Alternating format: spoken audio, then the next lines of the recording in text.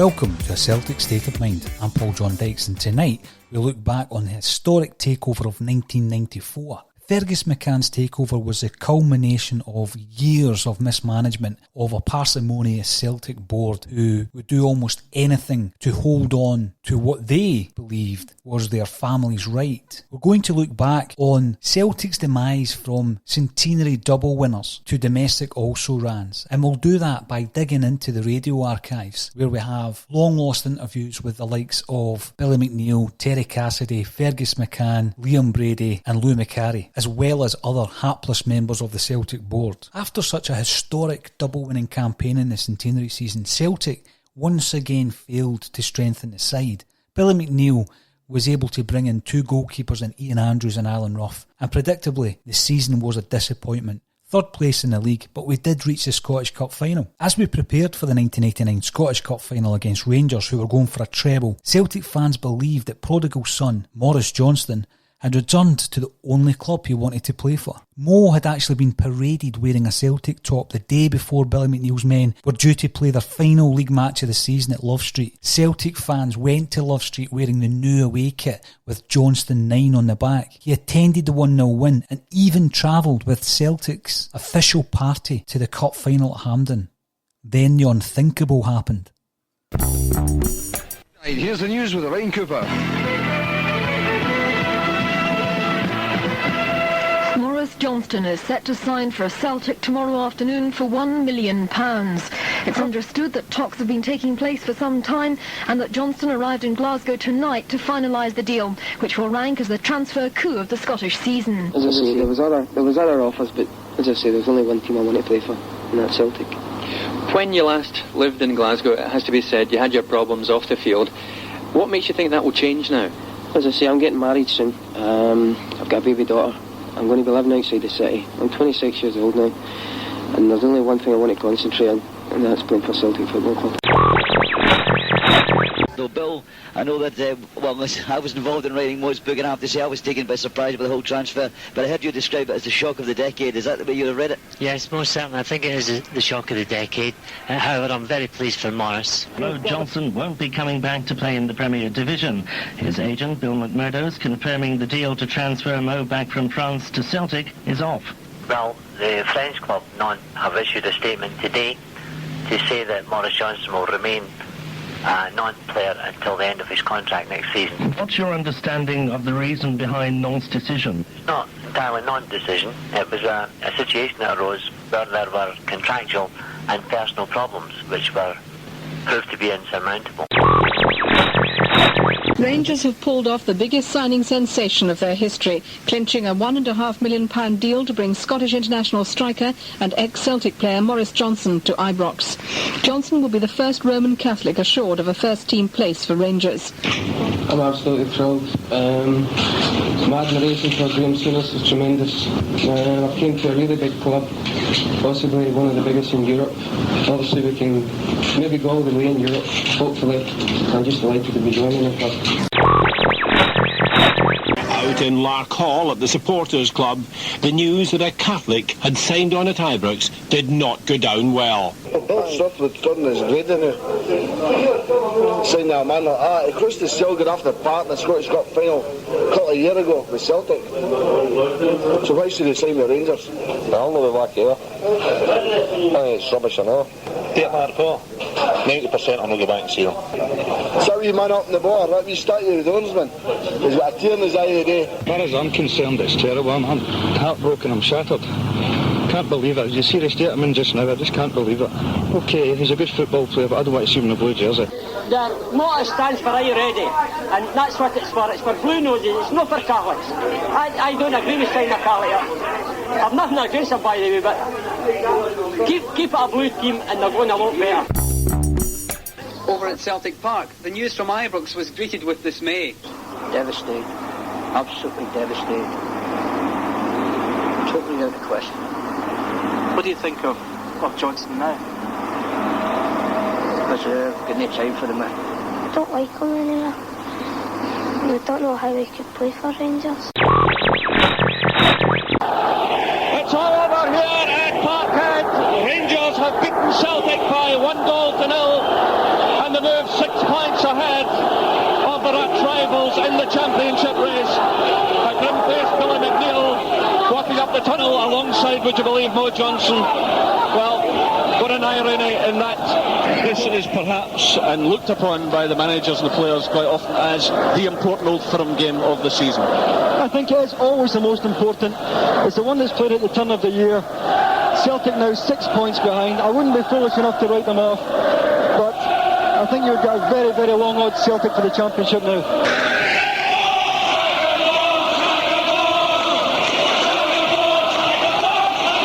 And behind us the cries of sack the board, Dyke. Have you seen anything like this? I haven't, Paul, but it's the first time I've ever saw Celtic fans really upset. They must have started about 20-25 minutes ago, and really they've actually told the board exactly what they feel. They want to sack the board. To see Celtic, they're not really closing on Rangers, Paul, there's no doubt about that. They want to see something done, and they want something done quick. For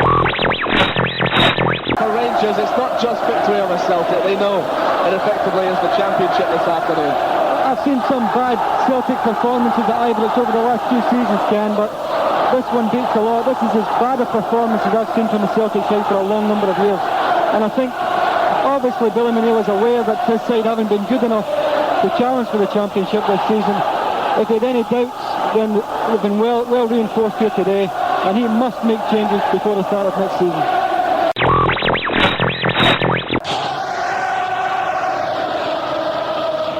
Rangers champions 1989-90, the third league success in 4 years now captured on video. The story of how Rangers stormed from bottom of the league to become runaway champions.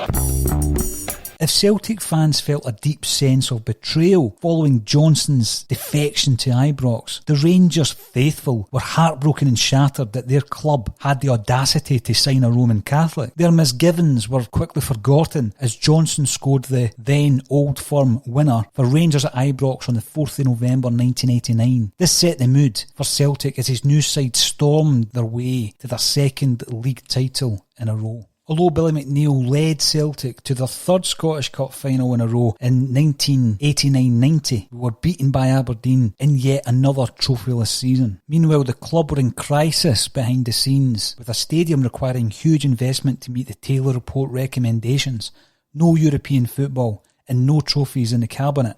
The board announced the appointments of 2 new members. Dr. Michael Kelly, Glasgow's ex-Lord Provost, was drafted in as the club were looking at his supposed PR and media expertise. Also joining the board was Brian Dempsey, who was viewed as bringing some hard-nosed business clout to a board of directors who were clueless. Having spent around £2.3 million the previous season on Mike Galloway, Paul Elliott, Jackie Jackanoski, John Hewitt and Darius Dovcek, Billy McNeill shelled out a further £2.1 million on Charlie Nicholas, Martin Hayes and John Collins for the 1990-91 campaign. So there were plenty of fresh faces around Celtic Park, both on the pitch and at boardroom level, but it soon became clear that Celtic were still living in the past.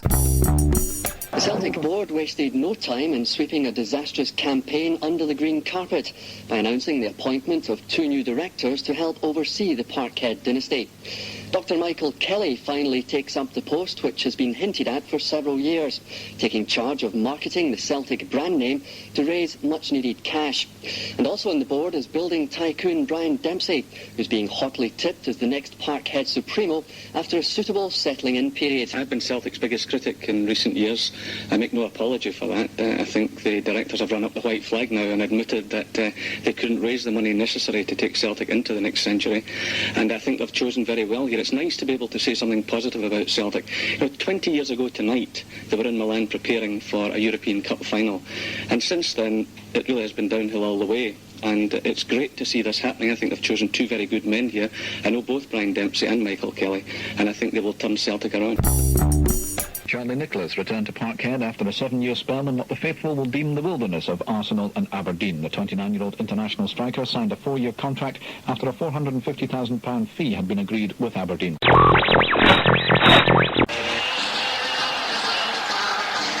The Celts are here on video with a superb collection of their greatest triumphs over Rangers. Hail, hail Celtic, Old Firm Classics helps you relive those glorious victories with all-time greats including Bobby Lennox, Jimmy Johnston and Billy McNeill. There's a feast of goals in action over 30 years of League and Cup matches, including the famous 7-1 thrashing in 1957. Whilst things were bad on the pitch, rumours began to circulate that the board were planning to leave the club's spiritual home for a site purchased by the new director Brian Dempsey. Dempsey seemed to have ambition that Celtic would play their home games in Rob Royston, but there already seemed to be a few clashes in the new boardroom. Dempsey was soon ousted, with the decisive votes coming from Chris White and Michael Kelly. Soon afterwards, Terry Cassidy arrived as the chief executive. A dismal 1990-91 campaign where Celtic were the losing finalists in the League Cup final to Rangers, as well as being knocked out of the Scottish Cup semi-final by Motherwell after a replay. They could only finish third in the league, 14 points adrift of free-spending Rangers. This resulted on the 22nd of May 1991 in the sacking of Billy McNeill. It's cheers for Rangers, tears for Aberdeen, as Mark Hateley headed Rangers to another league championship.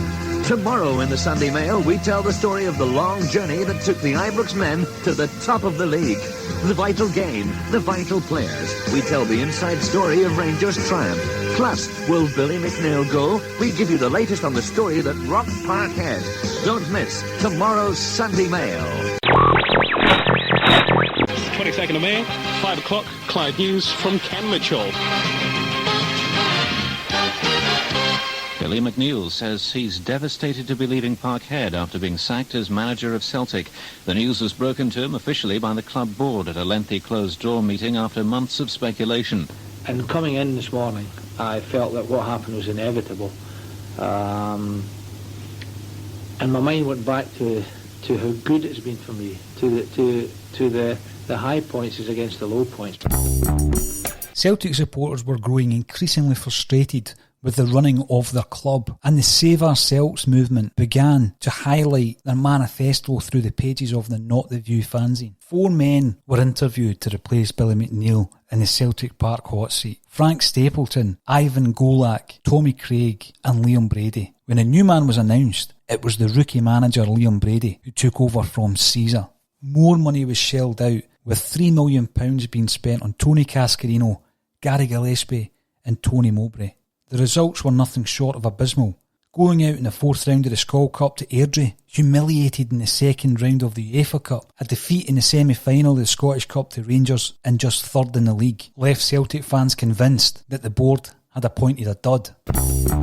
Celtic fans are welcoming the news that Liam Brady is to be the club's new manager. The announcement came after a meeting with Celtic bosses earlier today. I think it's absolutely brilliant. I think he's going to be different class as a manager. He's got the credentials, hasn't he? He's played in Italy, he's played everywhere, hasn't he? Number one. We're going to win everything next year. I have a very good squad. I'm satisfied with what I've got, but obviously if I can improve it, I will. I've got plenty of money. Money's not a problem. Some people may be surprised that you're saying that. Well, I'm telling them, I've got plenty of money. Irish international Tony Cascarino signed a 3-year contract last night after Celtic paid Aston Villa a club record £1.1 million for the striker's services. Today's draw for the 2nd round of the UEFA Cup has treated Celtic quite kindly. Awaiting their next sortie to the continent are Neuchâtel Xamax of Switzerland. Bonvan towards the dead ball line, takes it away through shoot! Ripped in by Bono, but he can't hold it! And it's 5-1 for Neuchâtel! And that surely puts the issue beyond any doubt whatsoever. Liam Brady's 2nd season wasn't much better at Celtic Park, despite shelling out a further £1.7 million on the acquisitions of Stuart Slater and Rudy Vata. Pressure was mounting on the board, dreadfully out of touch, and with nothing but a Cambuslang pipe dream. Well, what do you want me to tell you? What do you want me to tell you, that we're not going to raise the money? Mr. Cassidy found it hard to convince his audience that the club could find the cash needed and have a new stadium completed by the August 1st, 1994 deadline. I can't convince you, obviously, by talk. We will meet the deadline and we will have the stadium, and in my opinion, we will have the best stadium in Europe. I'd settle for the best stadium in Glasgow, not let alone Europe. Fine. The club is going to go through probably its worst 2 years between now and arriving at the stadium that we finish up with, whether that be a redeveloped Celtic Park or whether it be on a greenfield site. There is an assumption on the part of people like yourself and people in the media that it is your job to inform Celtic supporters. It isn't. That's our job. Yes, but we act as agents of you. If you came along, for example... agent provocateurs, well, you have the opportunity to say what you like this afternoon, so that can be our role as agent provocateur. Le Français! Tomorrow in the Sunday Mail, Rangers Supremo David Murray warns Celtic, you are heading for a nightmare. In the most amazing interview ever, David Murray opens his heart about the state of Scottish football.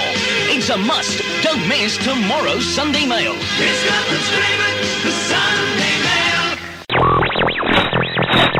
He said it's not just about Celtic. It seems to me that with Jerry McNeill, it is just about Celtic. I watch his programme because I'm very interested in sport. I'm very interested in soccer. I watch his programme on a Friday night. 9 times out of 10, he opens up with a negative story about Celtic. A negative story. You've been in town a very short space of time. I've been in this particular game for 25 years, and I can assure you, the reason Celtic are attracting so much publicity at the moment is because they are in crisis on and off the field. Now, the same thing happens to Rangers. We're talking about information, okay? You pride yourself as being a good journalist. Would it not be... Well, I think that record speaks for itself. Well, I don't think so. I don't think you're... Well, that's what I'm saying. Yeah, I don't think in town. You've got more plants in here tonight than a botanic garden. Oh, they're not... Gentleman up at the back there, yes. The dark jacket, yes. Yeah, Mr. McNeill, what have you got against Celtic Football Club? I can assure you... Well, look, one at a time, please. You're cutting off the hand that fed you. Well, look, you've asked a question, let me answer it. Certainly. I take it you are a Celtic fan. Yeah. But I tell you what, can you walk round here a moment? Can you come round here? Now, I will show you something. You're a very privileged man. I want you to take that medal and read out what it says on it. Championship won by Celtic Football Club, James McGrory, 1935-36. Now, he gave me that after I wrote his life story for him. I want to see Celtic a successful club. They have not been a successful club for a number of years because I don't think they're being run properly at board level. Why belittle them and the supporters? Why belittle Celtic and the supporters? Could you find your way back to see It's not a matter of belittling. Hello, David. Do you think maybe Liam Brady should maybe put his hands up and say, I've done half as much as I can do, and get somebody else in? Well, you're certainly going to have to give him to the end of the season. Davey, yes, Bernard. I wonder if you think Liam Brady should move aside and let somebody else take over, preferably a Celtic man. Do you not think he should be given some time? No, I think he's had enough time. Plus, the money he spent has done nothing. He said a season and a half, Bernard. Do you think that's enough time to turn things round? No, I think he's had enough time because he didn't really have any experience anyway in the first place. He shouldn't even have been there. David Murray said last week he wouldn't be happy until he beat 9 in a row. Well, Celtic done that when Rangers were one of the top teams in Europe, and until he wins the European Cup with all Scots, his team should never be compared to Celtic. Well, you must feel as if he'd come in for the second house. It seemed uncannily like the game at Parkhead not so long ago today. Yes, well, I thought we even played better than we did at Parkhead today. It was quite unbelievable that we've dominated from start to finish and we've lost the match. So realistically, the league now is about a European place, is it not? And the Cup, of course, to come. Yes, I would say, Aberdeen probably are the team that are in with some chance of catching Rangers. But I think what's encouraging for us today is that the way we've played, and I know I've said that in the past, but I will keep saying it because that's the way to play football, really. Liam Brady and Celtic are sliding into the biggest crisis in the club's history, and in Scottish football today, read the Lisbon Lions' astonishing verdict on their old club, and their make-or-break message to Brady, and why one heartbroken Lion admits Rangers will win 9 in a row. Celtic fans were talking of boycotts and revolts, and fanzine culture eventually breathed life into street movements such as the Celts for Change. There is a deep recession in industry, and football is not immune to that recession. And as a major club, find it difficult, in this economic climate to bring in the extra money required. But we're no different from other clubs, and it's just reality of fact that we're living in difficult times. The board say they have Celtic's interests at heart.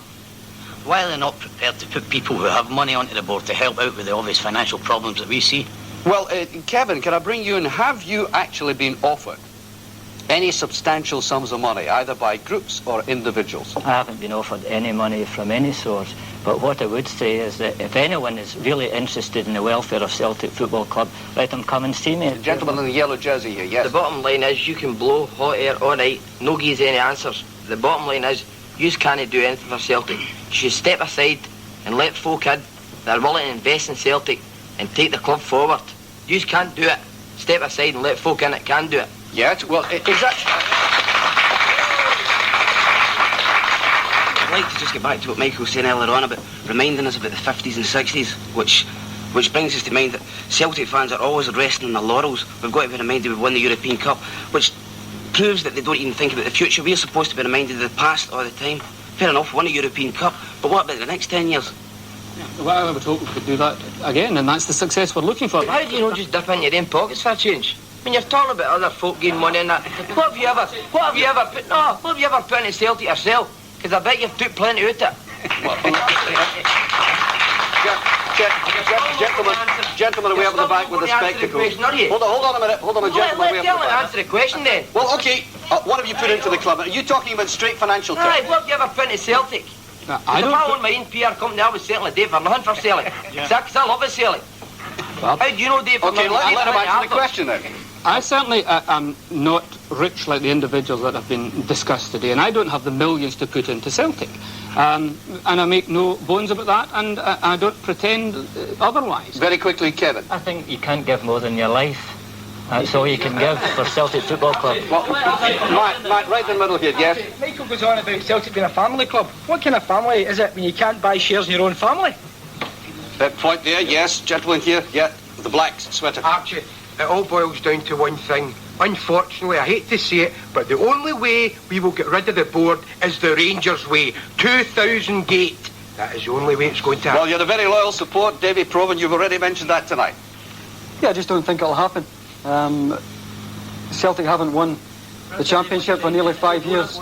Okay. Celtic's crowds are up this season, that says it all. How important is this Scottish Cup to Celtic? Well, everybody keeps asking that question. I don't know whether they're asking for us to put extra pressure on us. Perhaps they are. We know how important it is. It's our season. Simple as that. If Celtic were to lose and anything can happen in the Cup, where would it leave you? Leave me personally or leave the team? You. Still as manager, I hope. Still wanting to make progress. Still wanting to improve things. Simple. Left, and Falkirk have 2 up. Eddie May with that great finish. 2-0 for Falkirk, and I wonder, Davy, is this the end? Well, there's no way back for Celtic now, Archie. Had to be creating chances, you might say they still have a chance. But Falkirk have defended so well from the word go that you really can't see Celtic digging their way out of this one. A reaction immediately from the Celtic support. Yes, the Celtic support now leaving this stand in numbers. I'm looking at the terracing, and away on my far side I can see the Celtic crowd going out as well. They know the truth of the matter. It's all over for Celtic. Terry, do you accept full responsibility for the loss of major lucrative sponsorship deals, i.e. shirts and executive boxes, due to your outspoken and abrasive manner? Or were you merely implementing instructions from a board who have consistently shown a total lack of business acumen? Simple one, Jerry. I may be outspoken, but abrasive never. You never say. And there in fact goes the half-time whistle. And the boos from the crowd tell it all. Frankly, I think it's been a scandalous first-half performance by Celtic. And as professionals, they should be ashamed of themselves. I'd like to say to you, in all the years I've been watching Celtic, it's the worst, I think. Well, you're pretty warped. You're pretty warped in your views about Celtic. You're pretty twisted in them. So, I think that's I think a lot of Celtic supporters understand that as well. Well, I think there's many who don't, and many of them weren't here the other night when the crowd was only 12,000. Enter Fergus McCann, an exiled Scot who made millions of pounds in Canada, but the board wouldn't shift. They didn't want to work with Fergus because Fergus wanted full control. If you're a Celtic supporter, this is Fergus McCann with a message. Please read my announcement in today's Sunday Post, Sunday Mail, Sunday Times and Scotland on Sunday. Rangers and people better realise that. We used to think we're a big club. We are the biggest club now. When we made our mark in Europe, unfortunately we didn't get the position in the seedings, which was a big disappointment. But our ambitions hold no bounds.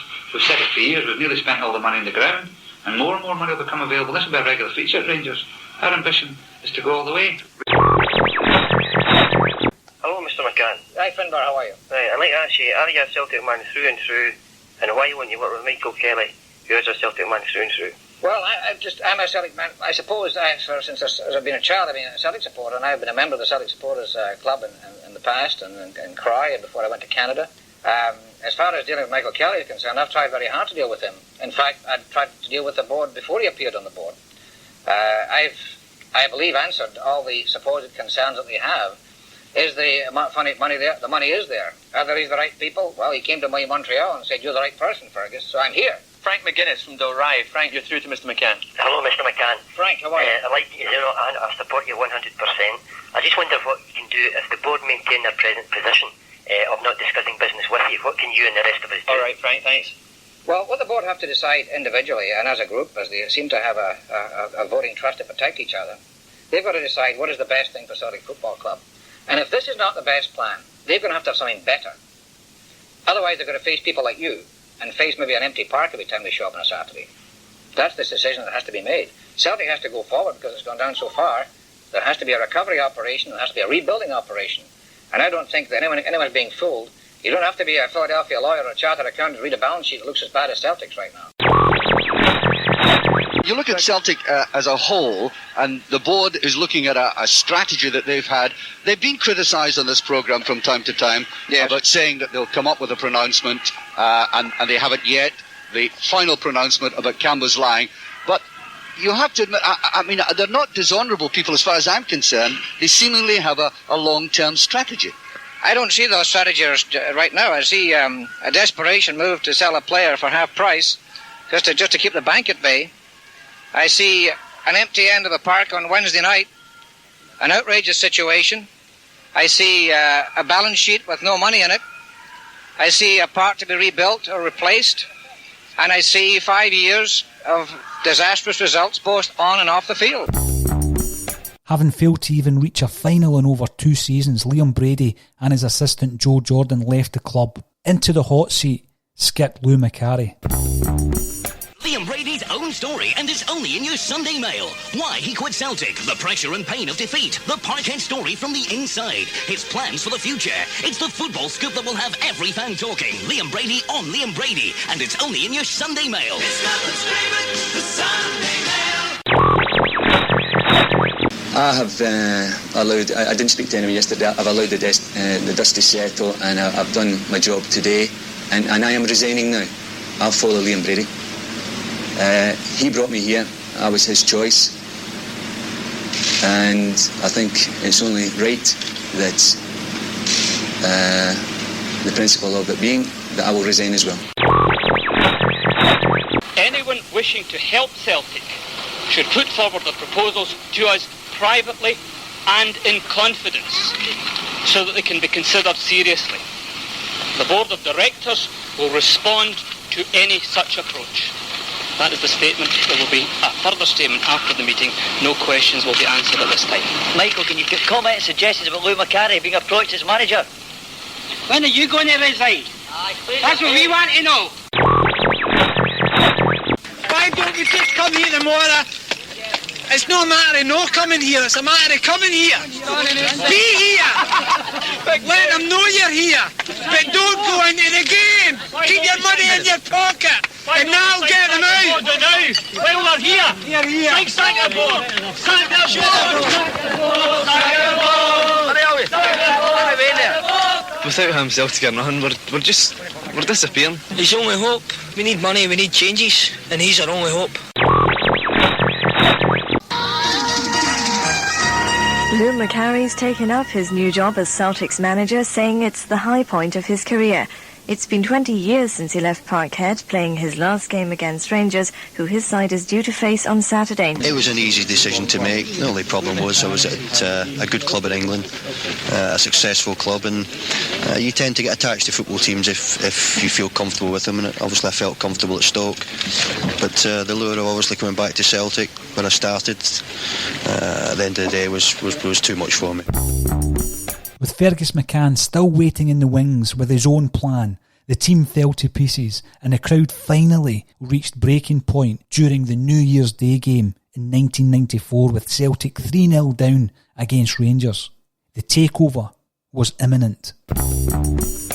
This is the offer.